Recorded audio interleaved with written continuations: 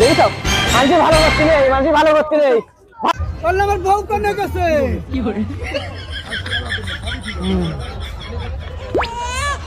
আমি আজ বাঁচবো না। আমার বউ কোনে গেছে?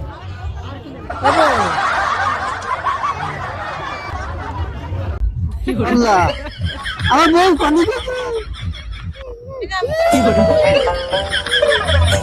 শেষ 8 কাঠা জমি বেশি আমি বিয়ে করেছি, 8 কাঠা জমিও গেল, আমার বউ গেল।